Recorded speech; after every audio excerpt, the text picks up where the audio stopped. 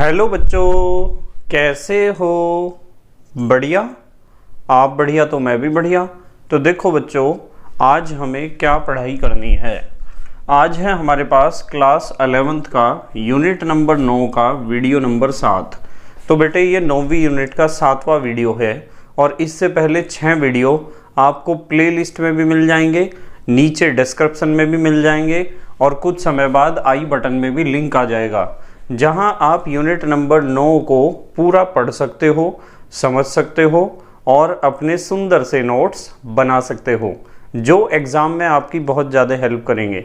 इसी के साथ साथ आपको नीचे डिस्क्रिप्शन में PDF नोट्स का लिंक भी मिल जाएगा और आप PDF नोट्स के लिए टेलीग्राम पर भी सर्च कर सकते हो KMD सहारनपुर। तो देखते हैं आज का हमारा टारगेट क्या है। आज बेटे हमें पढ़ने हैं आणविक या सह संयोजक हाइड्राइड। इन्हें आप कह सकते हो मॉलिक्यूलर हाइड्राइड या कोवलेंट हाइड्राइड। ठीक है, तो आप अपनी नोटबुक में जल्दी से हेडिंग लिख लो, आणविक या सह संयोजक हाइड्राइड। तो आज हम आणविक या सह संयोजक हाइड्राइड के बारे में बात करेंगे। तो जैसा कि हमने पहले पढ़ा था, क्या पढ़ा था? हमने पढ़ा था कि आपके पास कोई धातु है या फिर कोई अधातु है, आपके पास कोई धातु या अधातु है और जब वो हाइड्रोजन के साथ जुड़ता है ना, हाइड्रोजन के साथ, तो बनते हैं हाइड्राइड। क्या बनते हैं? हाइड्राइड्स बनते हैं। जब कोई धातु या अधातु का परमाणु हाइड्रोजन परमाणु के साथ जुड़ता है, संयोग करता है, तो उससे बनते हैं हाइड्राइड। फिर मैंने आपको एक बात बताई थी कि ये जो हाइड्राइड होते हैं ना, ये 3 प्रकार के होते हैं। हाइड्राइड होते हैं कितने प्रकार के? 3 प्रकार के होते हैं। इसमें सबसे पहले जो हमने पढ़ा था उसे कहते हैं आयनिक हाइड्राइड। क्या कहते हैं? आयनिक हाइड्राइड। तो आयनिक हाइड्राइड तो वे होते हैं जिसमें परमाणु या कोई तत्व है वो हाइड्रोजन के साथ आयनिक बंध से जुड़ता है। कौन से बंध से? आयनिक बंध से। तो आयनिक हाइड्राइड तो हमने कल पढ़ लिए। आज हमें नंबर 2 पर पढ़ने हैं आणविक। आणविक या इसका दूसरा नाम है, दूसरा नाम क्या है बताओ? हेडिंग लिख रखी है आपने, सह संयोजक। आणविक या सह संयोजक हाइड्राइड।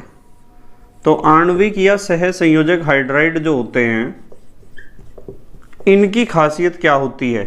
सीधी बात तो यह है कि इनकी खासियत होती है कि जब कोई तत्व हाइड्रोजन के साथ इस तरीके से जुड़ता है कि उनके बीच सह संयोजक बंध बन रहे हों, तो ऐसे हाइड्राइड को हम कहते हैं आणविक या सह संयोजक हाइड्राइड। भाई यदि हमें पता है कि कोई भी तत्व होगा और वो हाइड्रोजन के साथ जुड़ेगा तो हाइड्राइड बनेगा। यदि उस तत्व का हाइड्रोजन के साथ जुड़ते समय इन दोनों के बीच में जो बॉन्ड है वो आयनिक हुआ तो आयनिक हाइड्राइड बनेगा। और इन दोनों के बीच में जो बॉन्ड है, यदि वो सह संयोजक बंध है, सह संयोजक बंध है या कोवलेंट बॉन्ड है, तो ऐसे हाइड्राइड को हम कहेंगे सह संयोजक हाइड्राइड या आणविक हाइड्राइड। और तीसरे होते हैं, ये तीनों के नाम मैंने आपको बताए थे, धात्विक हाइड्राइड। तो धात्विक हाइड्राइड की खासियत ये होती है कि जब धातु परमाणु और हाइड्रोजन इस तरीके से जुड़ते हैं, धात्विक हाइड्राइड का एक और नाम होता है अंतराकाशी हाइड्राइड। इसे भी मैं कल पढ़ाऊंगा, आज तो हमारा टारगेट ये रहेगा। तो यदि धातु परमाणु और हाइड्रोजन इस तरीके से जुड़ रहे हों कि उनके बीच हाइड्रोजन का परमाणु धातु के परमाणुओं के खाली जगह अंतराकाश में अपने आप को व्यवस्थित कर ले, तो ऐसे हाइड्राइड को हम कहते हैं धात्विक हाइड्राइड, या इसका एक नाम और भी है अंतराकाशी हाइड्राइड। तो आपको ध्यान रखना है कि जब धातु या अधातु हाइड्रोजन से जुड़ेंगे तो हाइड्राइड बनेगा। और हाइड्राइड होते हैं 3 प्रकार के, आयनिक, आणविक और धात्विक। आयनिक हाइड्राइड उसे कहते हैं जब तत्व और हाइड्रोजन के बीच आयनिक बंध बन रहा हो। सह संयोजक हाइड्राइड उसे कहते हैं जब तत्व और हाइड्रोजन के बीच सह संयोजक बंध बन रहा हो। धात्विक हाइड्राइड उसे कहते हैं जब हाइड्रोजन के छोटे छोटे परमाणु धातु के बड़े बड़े परमाणुओं के बीच के खाली जगह यानी अंतराकाश में व्यवस्थित हो गए हों। ठीक है, तो ये चीज़ें मैंने आपको पढ़ा दी थी। और आपने हेडिंग लिख रखा है आणविक या, क्या हेडिंग लिख रखा है, आणविक या सहसंयोजक हाइड्राइड। चलो इसके बारे में बात करते हैं हम, आणविक या सहसंयोजक हाइड्राइड के बारे में बात करते हैं। ठीक है, हेडिंग लिख लूँ मैं भी जरा, आपने तो लिख रखा है ना आणविक या सहसंयोजक, सहसंयोजक को इंग्लिश में कहते हैं कोवलेंट, आणविक या सहसंयोजक हाइड्राइड। हाइड्राइड को आप हिंदी में लिखना चाहो तो हिंदी में भी लिख सकते हो और इंग्लिश में लिखना चाहो तो इंग्लिश में भी लिख सकते हो, क्योंकि हाइड्राइड ही नाम हिंदी में है और हाइड्राइड ही नाम इंग्लिश में है। ठीक है, तो मैंने आपको बताया कि देखो आपके पास कोई भी तत्व है और हाइड्रोजन के साथ जुड़ते समय कौन सा बंध बनना चाहिए, सहसंयोजक बंध बनना चाहिए। जब भी हम कहेंगे उसे सहसंयोजक हाइड्राइड या आणविक हाइड्राइड। ठीक है, अब सवाल ये खड़ा होता है कि सर कौन से तत्व हाइड्रोजन के साथ सहसंयोजक बंध बनाएंगे। तो वे तत्व होंगे जो हाइड्रोजन की तरह अधातु होंगे, और अधातु पी ब्लॉक के जो तत्व हैं ना वे अधातु हैं। तो हाइड्रोजन के साथ जब भी पी ब्लॉक के तत्व जुड़ेंगे तो बनेगा उनके बीच सहसंयोजक बंध। ठीक है, ध्यान रखना है आपको। तो मैं यहाँ लिखता हूँ पी ब्लॉक के तत्व या पी ब्लॉक एलिमेंट्स, जब पी ब्लॉक के तत्व जुड़ेंगे किसके साथ, हाइड्रोजन के साथ, तो बनेगा आणविक हाइड्राइड। आणविक कह दो या फिर आप कह सकते हो सहसंयोजक हाइड्राइड। भाई पी ब्लॉक के तत्व जो हैं वे क्या हैं, अधातु, और हाइड्रोजन भी अधातु है। और आपको पता है जब कोई अधातु परमाणु दूसरे अधातु परमाणु के साथ जुड़ता है तो उनके बीच बनता है सहसंयोजक बंध, क्योंकि अधातु के साथ इलेक्ट्रॉन की साझेदारी करेगा और इलेक्ट्रॉन की साझेदारी से बनने वाला बंध सहसंयोजक बंध कहलाता है। तो पी ब्लॉक के तत्व जब हाइड्रोजन परमाणु के साथ जुड़ेंगे तो आणविक या सहसंयोजक हाइड्राइड बनेगा। क्यों बनेगा, कारण मैं लिख देता हूं, चूंकि सहसंयोजक बंध बनता है उनके बीच, सहसंयोजक बंध बनता है।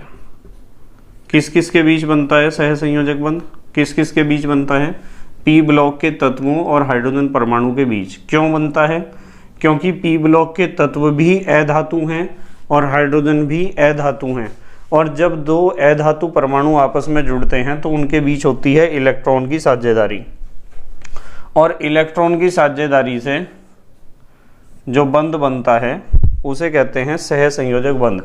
पी ब्लॉक तत्व पता है ना आपको, भाई आवर्त सारणी में वर्ग संख्या 13 से लेकर वर्ग संख्या 18 तक के तत्वों को हम कहते हैं पी ब्लॉक तत्व। वर्ग संख्या 13 से 18 सिखा रखी हैं ये सारी बातें आपको।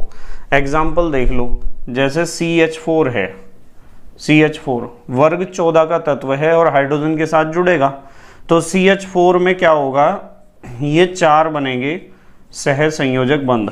तो ये चारों सहसंयोजक बंध ही तो हैं देखो, और सहसंयोजक बंध है तो हमें सहसंयोजक हाइड्राइड ही कहना पड़ेगा इसे CH4 को। ठीक है वैसे तो इसका नाम मीथेन है आपको पता है, पर इसे कार्बन टेट्राहाइड्राइड कह सकते हो आप। जैसे ये तो 14वें वर्ग का हो गया, 15वें वर्ग का हाइड्रोजन के साथ रिएक्शन नाइट्रोजन का करा दो, नाइट्रोजन NH3। 16वें वर्ग में ऑक्सीजन के साथ करा दो, लो ऑक्सीजन के साथ हो गया 16वें वर्ग में, और 17वें वर्ग में फ्लोरीन के साथ करा दो HF। ये जो है हमने सारे कर दिए। वर्ग नंबर 18 में तो अक्रिय गैसें आती हैं, वे तो नॉर्मली किसी से क्रिया नहीं करती है ना, तो इसलिए उसका कोई एग्जाम्पल नहीं लिखा।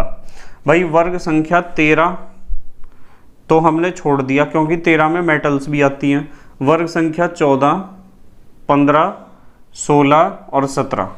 ठीक है, हालांकि जो 13वें वर्ग के तत्व हैं वे भी बनाते हैं हाइड्राइड, वे भी सहसंयोजक हाइड्राइड बनाते हैं।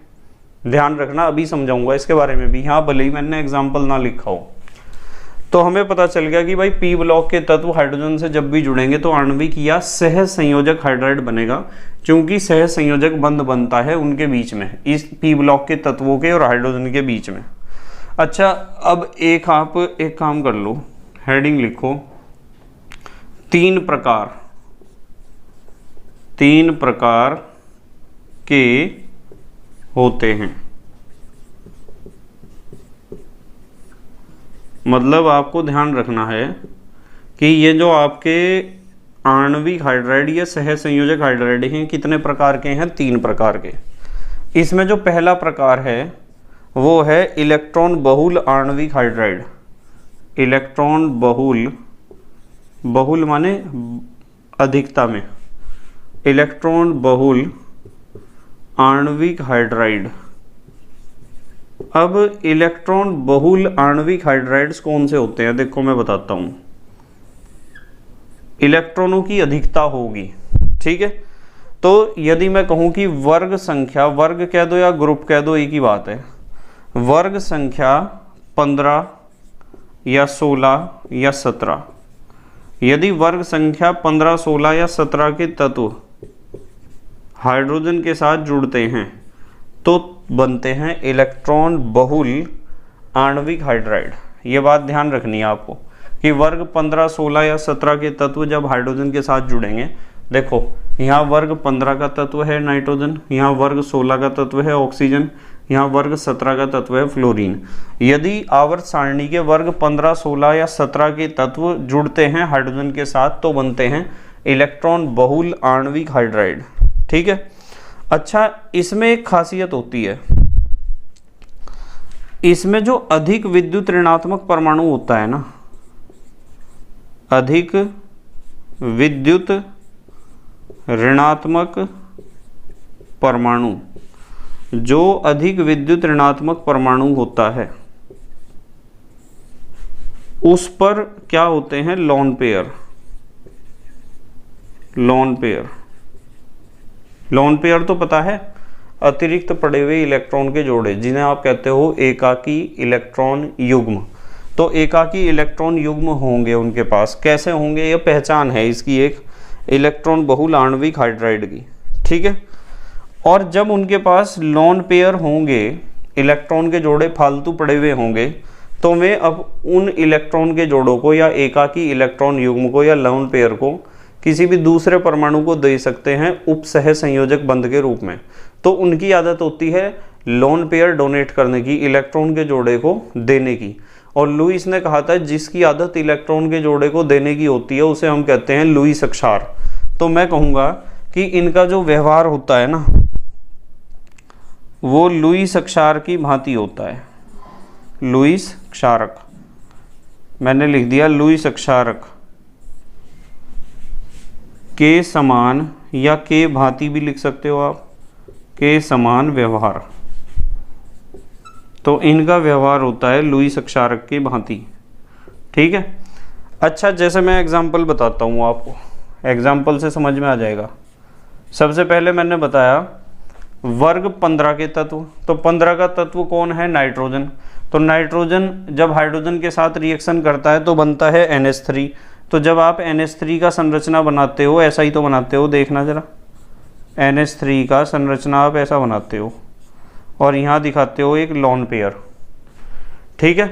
तो बताओ लोन पेयर है भाई, या तो यूँ देख लो कि वर्ग संख्या 15, 16 या 17 का तत्व जब भी हाइड्रोजन के साथ जुड़ेगा तो इलेक्ट्रॉन बहुल आणविक हाइड्राइड बनेगा, या फिर यूं देख लो कि अधिक विद्युत ऋणात्मक परमाणु पर लोन पेयर होगा, कम से कम एक है, 2 भी हो सकते हैं, 3 भी, ठीक है। लुईस अक्षारक के समान तो व्यवहार करेंगे। यदि लोन पेयर किसी को दे दिया तो इलेक्ट्रॉन के जोड़े को देने वाला जो होता है, दाता स्पीसीज जो होता है, उसे लुईस अक्षारक ही कहते हैं।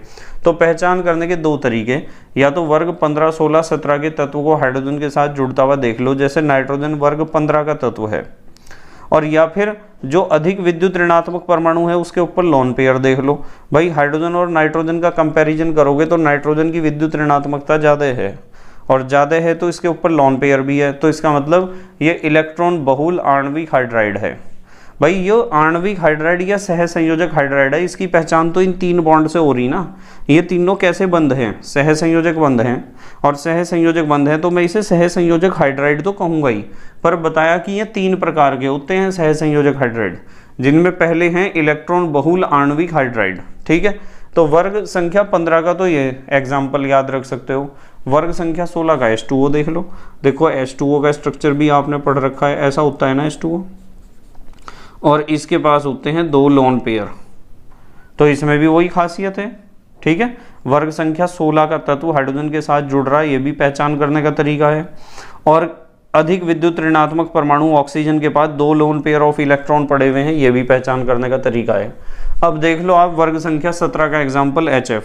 देखो H बॉन्ड F, फ्लोरीन की भारी कक्षा में होते हैं 7 इलेक्ट्रॉन, 7 में से एक ने तो बॉन्ड बना लिया, तो 6 इलेक्ट्रॉन तो खाली पड़े होंगे, तो इसके पास तो 3 क्या है? लोन पेयर 3 लोन पेयर हैं।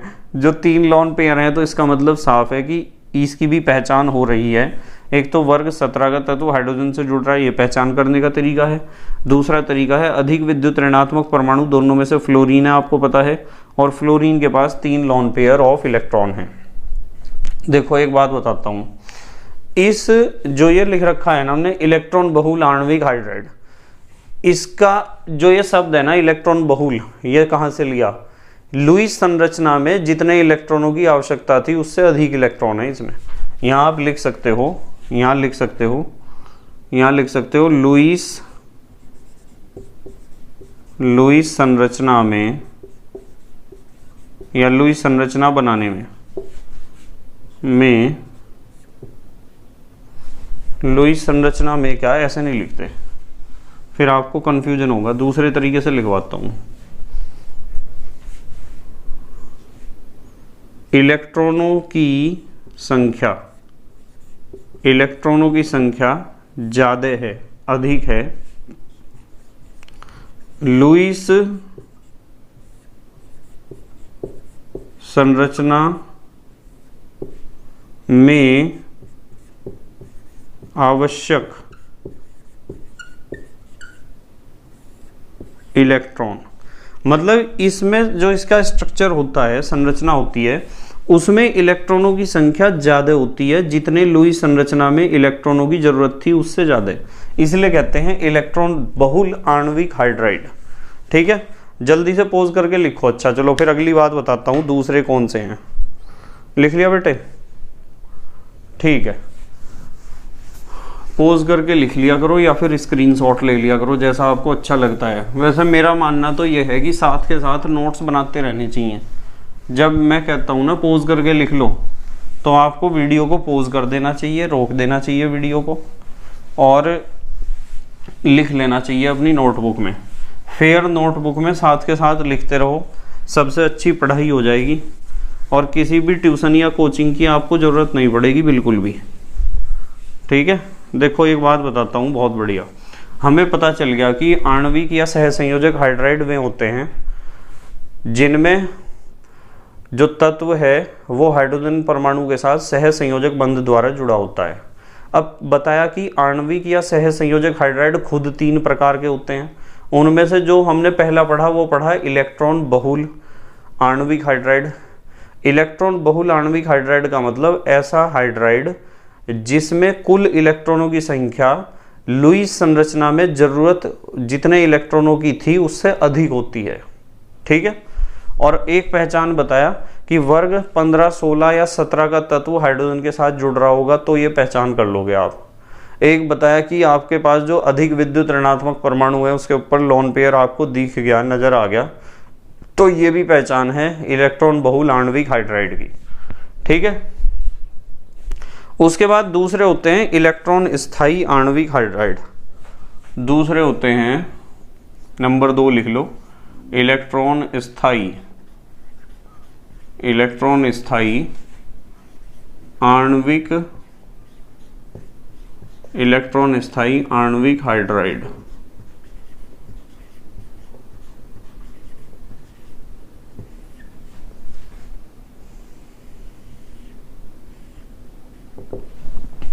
इलेक्ट्रॉन स्थायी आणविक हाइड्राइड की पहचान ये होती है, यहाँ से बताता हूँ, इसकी पहचान का तरीका यह है कि वर्ग 14 के तत्व उठा लो आप, वर्ग 14 के तत्व, भाई कार्बन परिवार के तत्व, यदि ये हाइड्रोजन के साथ जुड़ते होंगे तो इलेक्ट्रॉन स्थायी आणविक हाइड्राइड ही बनेगा। ठीक है, इसकी एक पहचान ये भी है कि इसमें आपको लॉन पेयर 0 दिखाई देंगे, यानी लॉन पेयर दिखाई नहीं देगा। जो 14वें वर्ग का तत्व होगा उसके ऊपर लॉन पेयर दिखाई नहीं देगा, होगा ही नहीं उसके ऊपर लॉन पेयर। इसका मतलब साफ है कि इलेक्ट्रॉनों की जो संख्या है ना, इलेक्ट्रॉनों की संख्या वो बराबर होती है लुईस संरचना में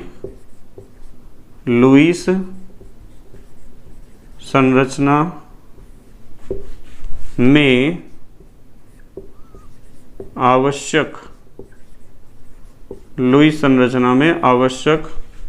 इलेक्ट्रॉनों के बराबर होती है, बिल्कुल। इसीलिए तो हमने कहा इलेक्ट्रॉन स्थायी। भाई लुईस संरचना में जितने इलेक्ट्रॉन चाहिए थे उतने ही इलेक्ट्रॉन होते हैं, ना कम ना फालतू।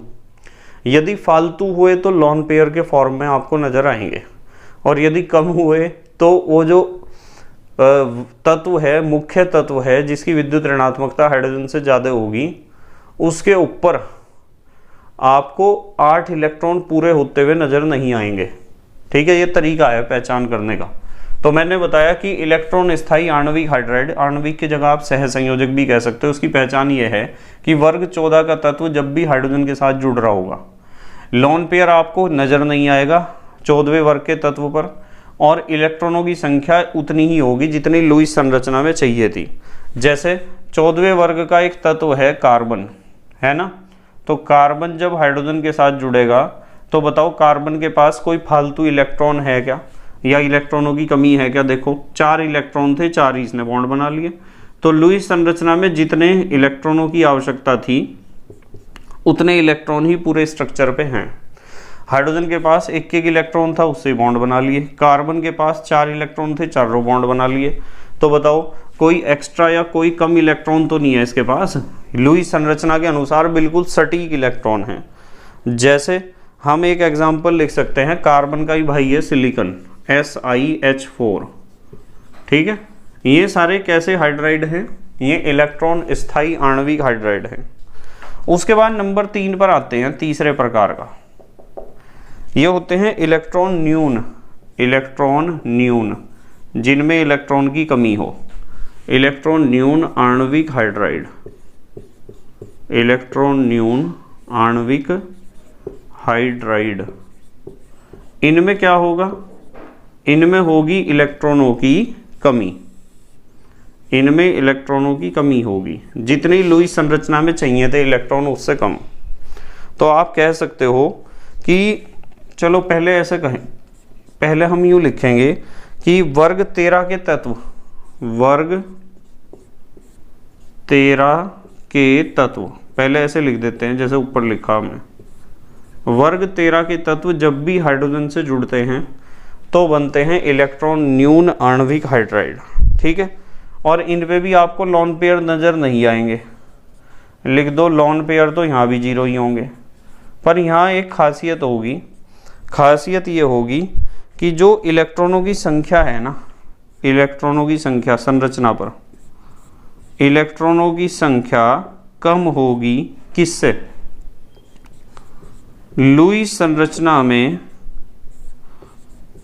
लुईस संरचना में आवश्यक इलेक्ट्रॉनों से, लुईस संरचना में आवश्यक इलेक्ट्रॉन। तो लुईस संरचना में जितने इलेक्ट्रॉनों की आवश्यकता होती है उससे कम होंगे इलेक्ट्रॉन। जब ही तो कहा इलेक्ट्रॉन न्यून। कैसे कम होंगे? जैसे मैं एक एग्जांपल बताता हूँ डाइबोरेन का, B2H6। देखो BH3 लिख सकते हो आप इसे, और जब BH3 का स्ट्रक्चर बनाओगे तो बोरोन और 3 जुड़ गए इसके ऊपर हाइड्रोजन, ऐसे। अब मुझे एक बात बताओ, 3 हाइड्रोजन जोड़ दिया आपने, बोरोन की बाहरी कक्षा में 3 इलेक्ट्रॉन थे, 3 इसने बॉन्ड बना लिए, तो 6 हो गए। क्या 6 इलेक्ट्रॉनों में इसकी बाहरी कक्षा भर जाएगी? नहीं भरेगी। तो इसलिए बताओ इलेक्ट्रॉनों की कमी नहीं है क्या इसके पास? इलेक्ट्रॉनों की कमी है, जभी तो कहा इलेक्ट्रॉन न्यून आणविक हाइड्राइड। तो आपको पता चल गया कि आणविक हाइड्राइड का मतलब क्या है। आणविक हाइड्राइड वे हैं जब पी ब्लॉक के तत्व हाइड्रोजन से जुड़ेंगे तो उनके बीच बनेगा सहसंयोजक बंध, और सहसंयोजक बंध बनने के कारण आप इन्हें कह सकते हो सहसंयोजक हाइड्राइड या आणविक हाइड्राइड। इसलिए कहते हैं कि सहसंयोजक यौगिक जितने होते हैं ना वे अणु ही होते हैं। वे क्या होते हैं? अणु। मतलब अणु उन यौगिकों को आप कह सकते हो जिनमें परमाणुओं के बीच या तो सहसंयोजक बंध हो या उपसहसंयोजक बंध हो। यदि परमाणुओं के बीच आयनिक बंध है ना तो अणु उसे बोल देते हैं भले ही, पर वो अणु नहीं होता है। ध्यान रखना इस चीज का, आयनिक बंध से अणु नहीं बनता है, सहसंयोजक या उपसहसंयोजक बंध से अणु बनता है। ठीक है। फिर हमने पढ़ा कि ये जो आणविक या सहसंयोजक हाइड्राइड है ये खुद 3 प्रकार के हैं।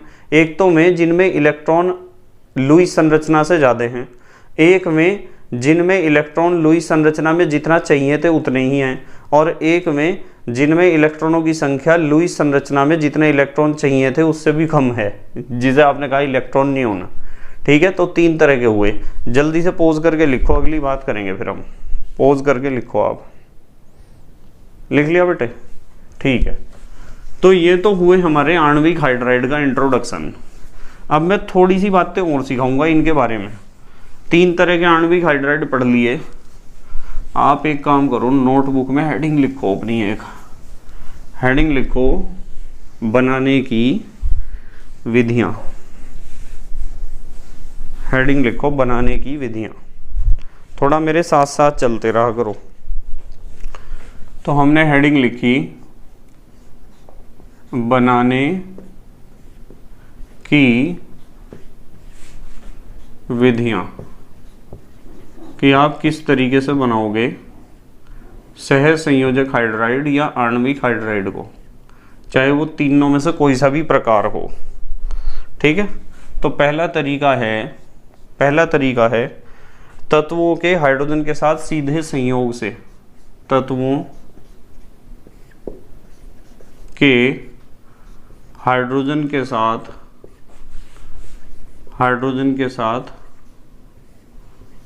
सीधे संयोग से जो आपका तत्व है उसे हाइड्रोजन के साथ सीधा उसके कांटेक्ट में ला दो, हाइड्रोजन के सीधा आपका जो है हाइड्राइड बन जाएगा। मतलब गर्म करने की भी जरूरत नहीं है। N2+3H2 देखो, ये रिएक्शन तो पढ़ी हुई आप। N2+3H2 = 2NH3 बन गया आणविक हाइड्राइड। Fe उत्प्रेरक है और मोलिब्डेनम है वर्धक। अमोनिया बनाने की हैबर विधि है ना, पता है ना आपको इसका। H2+F2 = 2HF, एक आणविक हाइड्राइड ये बन गया। लो ठीक है। इसी तरीके से आप H2O भी बना सकते हो, 2H2+O2 = 2H2O बना सकते हो। तो एक तो तरीका ये हो गया कि तत्व को हाइड्रोजन के संपर्क में लिया हो, दोनों रिएक्शन करके क्या बना लेंगे? आणविक हाइड्राइड। शर्त यह है कि वो तत्व P ब्लॉक का होना चाहिए। कौन से ब्लॉक का? P ब्लॉक का, ध्यान रखना। उसके बाद आते हैं, एक और तरीका बताता हूँ। मैग्नीशियम के यौगिक का डाइल्यूट HCl द्वारा जल अपघटन करना है। मैग्नीशियम के यौगिकों का तनु को कहते हैं डाइल्यूट HCl द्वारा जल अपघटन या हाइड्रोलाइसिस कहते हैं जल अपघटन को। जल अपघटन करके तो एक तरीका ये भी है भाई। मैग्नीशियम के यौगिक जो होते हैं जैसे Mg3B2 है मान लो, ठीक है, मैग्नीशियम बोराइड कहते हैं इसे। इसका रिएक्शन यदि आपने डाइल्यूट HCl से कर दिया तो डाइल्यूट HCl से रिएक्शन करने पे क्या बनेगा? 3 तो बनेंगे, MgCl2 और साथ में बनेगा बोरेन। ठीक है, ऐसे लिख देता हूँ 2BH3 अब देखो यहाँ कन्फ्यूजन नहीं होना चाहिए, आपको पता बोरोन 13वें वर्ग का तत्व है तो बाहरी कक्षा में 3 इलेक्ट्रॉन है तो संयोजकता 3 होगी इसकी, और हाइड्रोजन पहले वर्ग का बाहरी कक्षा में 1 इलेक्ट्रॉन तो संयोजकता 1 है, तो इसकी संयोजकता तो यहाँ लिखी है मैंने 1 को तो लिखने की कोई आवश्यकता ही नहीं है, और इसकी संयोजकता यहाँ लिख दी। इन बातों का ध्यान रखा करो आप, ठीक है। ये जो यौगिक बनते हैं ना, ये वैसे ही नहीं बनते, संयोजकता के नियम का पालन होता है ज़्यादातर। जैसे मैग्नीशियम का एक यौगिक है Mg2C, मैग्नीशियम कार्बाइड, इसका रिएक्शन भी डाइल्यूट HCl से आप करा सकते हो, और डाइल्यूट HCl से यदि आपने रिएक्शन करा दिया तो एक तो MgCl2 बनेगा, MgCl2 प्लस साथ में बनेगा आपका कार्बन वाला हाइड्राइड, एक कार्बन है 4 हैं हाइड्रोजन। देखो इसकी संयोजकता 4 है, यहाँ 4 लिख रखी, इसकी 1 है तो यहाँ 1 है, ठीक है। ये भी हाइड्राइड बन गया। तो ये तरीके हैं हाइड्राइड बनाने के। जल्दी से एक काम करो, अच्छा एक तरीका और बताता हूँ आपको, नंबर 3, एक तरीका और लिख लो आप। धातु एल्काइल को गर्म करके,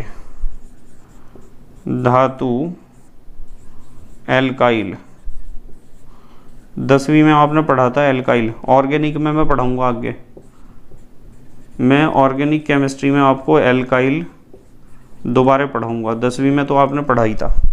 देखो MgCH3 का होल ट्वाइस, ठीक है, एल्काइल ग्रुप है ना, मिथाइल धातु का एल्काइल ग्रुप है। इसे यदि आप गर्म करोगे तो गर्म करने से मैग्नीशियम हाइड्राइड बनेगा MgH2, और साइड प्रोडक्ट निकलेगा आपका C2H4। तो ये साइड प्रोडक्ट जो है वो कार्बन का हाइड्राइड ही तो है। इसी तरीके से आप गर्म कर सकते हो ZnCH3 का होल ट्वाइस को, इसे गर्म करोगे तो भी ऐसा ही रिएक्शन होगा, ZnH2 प्लस और क्या बनेगा साथ में C2H4, ठीक है। तो इस तरीके से आप बना सकते हो आणविक हाइड्राइड। जल्दी से पोज करके लिखो, इनके गुण बताता हूँ, आणविक हाइड्राइड के गुण कौन कौन से होते हैं। पोज करके लिखो बेटे, जल्दी से लिख लिया, ठीक है। अब हम सीखेंगे कि आणविक हाइड्राइड में कौन कौन से मुख्य गुण होते हैं, बस क्योंकि क्वेश्चन आ जाता है ना इनके ऊपर। जब एग्जाम में हाइड्राइड का क्वेश्चन आता है ना तो बच्चे परेशान होते हैं बहुत ज़्यादा, क्योंकि ज़्यादातर टीचर ऐसे होते हैं जो इन्हें पढ़ाते ही नहीं हाइड्राइड को। वैसे बहुत से टीचर ऐसे हैं जो पढ़ाते हैं, पर बहुत से टीचर ऐसे भी हैं जो इन्हें स्किप कर देते हैं, हाइड्राइड को पढ़ाते नहीं, ठीक है। और इनमें से क्वेश्चन आ जाता है पेपर में, तो बच्चे फिर परेशान होते हैं। इससे अच्छा सीख के ही चले जाओ, सीखना ज़्यादा सही है। तो एक हेडिंग लिख लो, गुणधर्म, क्या क्या प्रॉपर्टीज होती हैं आणविक हाइड्राइड में। नंबर 1, अधिकतर ये जो आणविक हाइड्राइड हैं ये अधिकतर वाष्पशील होते हैं, वाष्पशील व मुलायम, अधिकतर वाष्पशील व मुलायम होते हैं। एक बात तो ये ध्यान रखनी है आपको, सॉफ्ट होते हैं, ठीक है। नंबर 2, चलो ऐसे लिख देते हैं, रोमन पद्धति में नहीं लिखते। सामान्यतः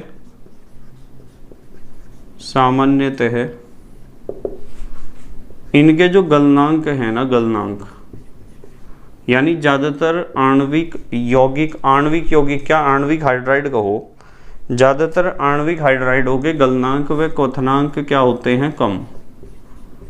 क्यों होते हैं, कारण बताता हूँ आपको। गलनांक व क्वथनांक कैसे बताए मैंने, कम। इसका कारण पता क्या है, इसका कारण यह है कि इनके अणुओं के बीच में, चलो यहाँ लिख देता हूँ, क्योंकि इनके जो अणु होते हैं ना, आणविक हाइड्राइडों के अणु, इनके अणुओं के बीच में कमजोर वांडरवाल बंध होते हैं। बीच में कमजोर को क्या लिखते हो आप, दुर्बल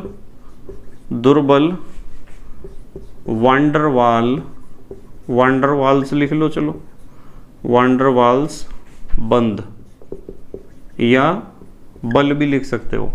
तो कमजोर वांडरवाल बंध द्वारा ये आपस में जुड़े हुए हैं, इसलिए इनके गलनांक व क्वथनांक कम होते हैं ज़्यादातर। पर हाँ एक बात बता दूं, एक हेडिंग लिख लो नोट, एक बात बताता हूँ आपको बहुत बढ़िया भाई, हाइड्रोजन बॉन्ड वाले आणविक हाइड्राइड भी तो होंगे, और हाइड्रोजन बॉन्ड वाले आणविक हाइड्राइड का मतलब जिनके अणु, जिन आणविक हाइड्राइडों के अणुओं आपस में जुड़े होंगे हाइड्रोजन बॉन्ड के द्वारा, और हाइड्रोजन बॉन्ड तो मजबूत होता है वांडरवाल बॉन्ड के मुकाबले, तो उनके गलनांक व क्वथनांक ज़्यादा होंगे। वो एक्सेप्शन है, अपवाद है, इसलिए मैंने लिख दिया यहाँ नोट में हम समझेंगे। परंतु करके लिखते हैं, परंतु हाइड्रोजन बॉन्ड वाले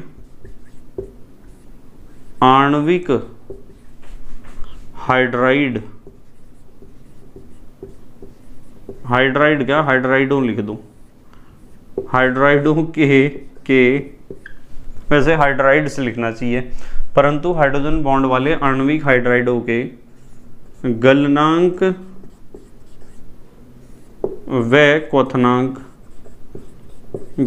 व क्वथनांक क्या होते हैं, अधिक होते हैं। कारण आपको पता है कि हाइड्रोजन बॉन्ड मजबूत होता है किसके मुकाबले, वांडरवाल बॉन्ड के, जिसके कारण इन यौगिकों के गलनांकों के क्वथनांक क्या होंगे, ज़्यादा। जैसे मैं एक एग्जांपल दे देता हूँ आपको,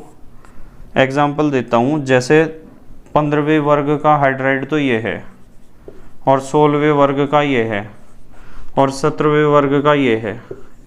ये तीनों हाइड्राइड ऐसे हैं कि इसमें अमोनिया के 2 अणु हाइड्रोजन बॉन्ड द्वारा जुड़े होंगे, इसमें H2O के अणुओं के बीच हाइड्रोजन बॉन्ड होगा, इसमें HF के अणु आपस में जुड़े होंगे हाइड्रोजन बॉन्ड के द्वारा। तो इनके अणु आपस में हाइड्रोजन बॉन्ड के द्वारा जुड़े होंगे। जिस बच्चे ने हाइड्रोजन बॉन्ड पढ़ रखा है उसे पता होगा बहुत अच्छे तरीके से, ठीक है। तो कितने गुण हुए, 2। तीसरा गुण स्थायित्व की बात कर रही, चलो स्थायित्व वर्ग में ऊपर से नीचे जाने पर क्या होगा बताओ, ऊपर से नीचे जाने पर घटता है। तो यदि आप स्थायित्व की बात करो तो वर्ग में ऊपर से नीचे जाने पर स्थायित्व घटेगा। क्यों घटेगा, देखो मैं बताता हूँ। जैसे मान लो हम बात करते हैं कौन से वर्ग के, वर्ग नंबर 15, 16, 17 की तो बात करनी, पी ब्लॉक के तत्व की किसी की भी बात करनी, वर्ग 13, 14, 15, 16। आप 15वें वर्ग को उठा लो, 15वें वर्ग पे हम बात करेंगे। 15वें वर्ग में कौन कौन से तत्व हैं, ये हैं नाइट्रोजन, फास्फोरस, आर्सेनिक, बिस्मथ। पहले तो Sb लिखो, Sb, ठीक है। फिर उसके बाद आता है Bi, NPASSBBi। अब इसका हाइड्राइड कौन होगा, NH3 होगा, इसका PS3 होगा, इसका ASS3, इसका SbS3। नीचे एक और आएगा B, और भी हैं वैसे लिखने को तो, पर इतने लिख लो आप। मुझे यूँ बताओ कि नाइट्रोजन का साइज बड़ा होगा या Bi बिस्मथ का। आप कहोगे कि सर इसका साइज बड़ा होगा बिस्मथ का, क्योंकि ये वर्ग में नीचे है। जब इसका साइज बड़ा है तो ये बड़े बड़े बॉन्ड बना रहा होगा ना हाइड्रोजन के साथ, लंबे लंबे बॉन्ड, और नाइट्रोजन हाइड्रोजन के साथ बना रहा होगा छोटे छोटे बॉन्ड। तो बॉन्ड किसके ज़्यादा लंबे हैं, बिस्मथ के। और ज़्यादा लंबे बॉन्ड हैं तो ज़्यादा कमज़ोर भी होंगे, और ज़्यादा कमज़ोर हैं तो टूटेंगे भी जल्दी, और जल्दी टूटेंगे तो मैं कहूँगा ज़्यादा स्थायी नहीं है। तो ऊपर वाला जो होगा हाइड्राइड किसी भी वर्ग का वो ज़्यादा स्थायी होगा, और नीचे की तरफ को जाओगे तो स्थायित्व घटेगा। इसलिए लिखा स्थायित्व वर्ग में ऊपर से नीचे जाने पर क्या होता है, घटता है। तो आप कहोगे कि NH3 तो सबसे ज़्यादा स्थायी है, NH3 से कम स्थायी है PH3, PS3 से भी कम स्थायी है ASS3, और इससे भी कम स्थायी है क्या है, SbH3, और इससे भी कम स्थायी है BiH3। बताओ ऐसा सवाल कर दोगे क्या? वहाँ पेपर सेटर पूछेगा। ये हाइड्राइड हमने दे दिए और इन हाइड्राइडों में इन्हें जो है स्थायित्व के बढ़ते क्रम में लगा दो या घटते क्रम में लगा दो। कर दोगे इस काम को? इस तरह के क्वेश्चन भी आते हैं पेपर में, ध्यान रखना। चौथा गुण किसी भी वर्ग का पूछ सकता है वो वर्ग संख्या 13, 14, 15, 16, 17 किसी भी वर्ग के तत्वों के हाइड्राइडों का स्थायित्व पूछ सकता है। ऐसे ही बताना, सबका ध्यान रखियो। ऊपर से नीचे जाने पर स्थायित्व क्या होगा? घटेगा। अब आ जाओ नंबर 4 पर। ये जितने भी आणविक हाइड्राइड हैं ये ठोस व गलित अवस्था में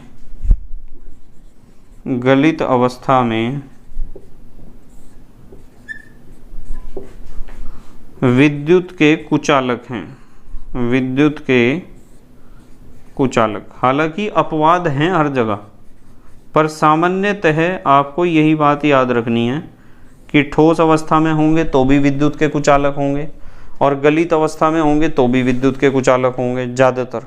ठीक है, पर इसके एक्सेप्शंस भी बहुत सारे हैं। जल्दी से पोज करके लिखो, अगले गुण बताता हूँ फिर मैं।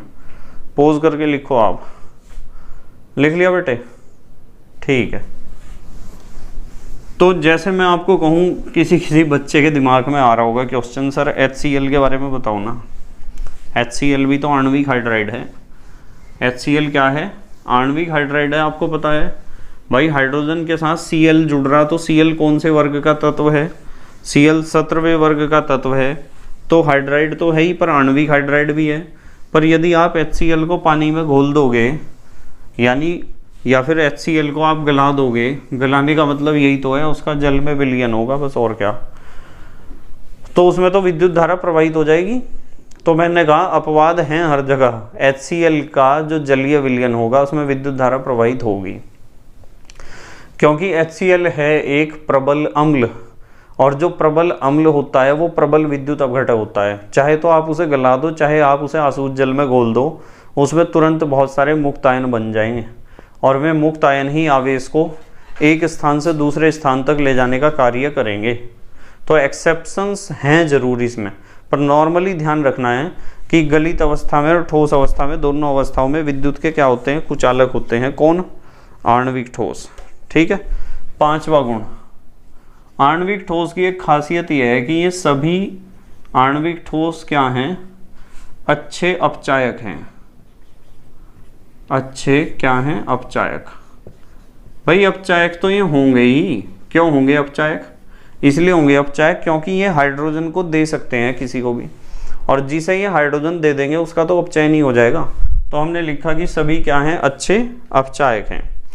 और यदि आप मेरे से पूछते हो अपचायक क्षमता बताओ जी, अपचायक क्षमता का क्रम पूछ लिया, मान लो कि अपचायक क्षमता का क्रम बताओ, तो आप देख लेना, जहां बॉन्ड आसानी से टूटता हो, H पॉजिटिव आसानी से देता हो कोई स्पीसीज, तो वो उतना ही अच्छा अपचायक है। ठीक है। जैसे मान लो मैं कहूं कि HF, HCl, HBr, HI, इनमें से पूछ लिया, इन्हें बताओ अपचायक क्षमता के क्रम में रखो, तो मैं कहूँगा कि HF से अच्छा अपचायक HCl है, फिर HBr है, HI। कारण आपको पता ही है, ये बॉन्ड तो छोटे छोटे हैं, ये बॉन्ड बहुत बड़े हैं, और बड़े बॉन्ड हैं तो कमज़ोर हैं, जल्दी टूटेंगे, H पॉजिटिव आयन जल्दी रिलीज करेगा। कौन? HI। यदि कोई मेरे से पूछे ना कि इनमें सबसे स्ट्रॉन्ग एसिड कौन सा है, तो भी मैं HI कहूँगा। ठीक है। जैसे आप 16वें वर्ग को देख लो, H2O, H2S, OS, H2SE, और क्या होता है 16वें वर्ग में? TE होता है, तो H2TE। अब देखो इसमें भी तो क्रम को ऐसे रखोगे आप। इसका मतलब यह है कि स्थायित्व तो वर्ग में ऊपर से नीचे जाने पे घट रहा था, और अपचायक क्षमता वर्ग में ऊपर से नीचे जाने पर बढ़ रही है। देखो वर्ग का सबसे ऊपर वाला तत्व फ्लोरीन, नीचे वाला आयोडीन। ध्यान रखना है, अपचायक क्षमता का क्रम उसके जस्ट उल्टा है। अब आते हैं नंबर 6 पर, तापीय स्थायित्व। तापीय स्थायित्व हो चाहे स्थायित्व हो, एक ही बात है। यदि तापीय स्थायित्व आपको देखना है तो भी यही क्रम है। जैसे मैं कहूँ आपको 14वें वर्ग के देख लो, हाइड्राइड CH4 है, SiH4 है, GeH4 है और SnH4 है। अब तापीय स्थायित्व की बात करें, इसके बॉन्ड छोटे छोटे तो ज़्यादा स्थायी है। सबसे कम स्थायी कौन होगा? जिसके बॉन्ड बड़े होंगे, गर्म करने पे जल्दी टूट जाएंगे। तो ये है तापीय स्थायित्व। ठीक है, तो इस तरीके से हमें जो है, पहले हमारे देश के प्यारे प्यारे बच्चे जल्दी से पोज करके लिखेंगे या स्क्रीनशॉट लेंगे। ले लिया बेटे स्क्रीनशॉट? ठीक है, तो हमें इस तरीके से पता होना चाहिए आणविक हाइड्राइड या सहसंयोजक हाइड्राइड के बारे में। क्या क्या पढ़ा मैंने शुरू में ही आपको बताया कि हाइड्राइड का मतलब जब कोई तत्व हाइड्रोजन के साथ जुड़ता है तो बनता है हाइड्राइड। फिर बताया कि हाइड्राइड होते हैं 3 तरह के। एक तो होते हैं आयनिक हाइड्राइड जो हमने कल पढ़े थे, एक होते हैं आणविक या सहसंयोजक हाइड्राइड जो हम आज पढ़ रहे हैं या पढ़ लिए हैं, और एक होते हैं धात्विक हाइड्राइड या अंतराकाशी हाइड्राइड। तो आज का हमारा जो टारगेट था, कल तो हमने पढ़े थे आयनिक हाइड्राइड। आयनिक हाइड्राइड वे हैं जब कोई तत्व हाइड्रोजन के साथ जुड़ते समय उनके बीच बन रहा हो आयनिक बंध या विद्युत संयोजक बंध, तो उसे तो कहते हैं आयनिक हाइड्राइड। और आज हमने जो पढ़े आणविक या सहसंयोजक हाइड्राइड, इसका क्या मतलब है? इसका मतलब है जब कोई तत्व हाइड्रोजन के साथ इस तरीके से जुड़ता हो कि दोनों के बीच सहसंयोजक बंध बनता हो। तो वर्ग संख्या 13 से लेके और 17 तक के मान लो। वैसे तो मैंने लिखवाया पी ब्लॉक तत्व, तो पी ब्लॉक तत्व आपके पास कोई भी है और वो हाइड्रोजन के साथ जुड़ता है तो पक्की बात है उनके बीच सहसंयोजक बंध ही बनेगा। और सहसंयोजक बंध बनेगा तो हमें जो यौगिक मिलेगा वो कैसा होगा? सहसंयोजक यौगिक होगा। अब वे हाइड्राइड हैं तो हम उन्हें कहेंगे सहसंयोजक हाइड्राइड। ठीक है, या आणविक हाइड्राइड। सहसंयोजक बंध से जो यौगिक बनता है उसे आप अणु कहते हो। फिर मैंने बताया कि आणविक हाइड्राइड खुद 3 प्रकार के होते हैं। एक तो ऐसे जिनमें इलेक्ट्रॉन की अधिकता है, लुईस संरचना में जितने इलेक्ट्रॉन चाहिए थे उससे एक्स्ट्रा इलेक्ट्रॉन हैं, और एक ऐसे जिनमें इलेक्ट्रॉनों की संख्या उतनी ही है जितनी लुईस संरचना में चाहिए थी, और एक ऐसे जिनमें इलेक्ट्रॉनों की संख्या लुईस संरचना में जितने इलेक्ट्रॉन चाहिए थे उससे भी कम है। तो इलेक्ट्रॉन बहुल, इलेक्ट्रॉन न्यून और इलेक्ट्रॉन स्थायी, 3 तरह के पढ़े हमने। फिर उनके गुणों के बारे में डिस्कस करा हमने। ठीक है, बस मेहनत और ईमानदारी से पढ़ाई करते रहो और अपने हैंड रिटन नोट्स बनाते रहो। कल मैं आपको पढ़ाऊंगा धात्विक हाइड्राइड या फिर आप कह सकते हो अंतराकाशी हाइड्राइड। ठीक है, तो thank you very much for watching this video. Okay, bye.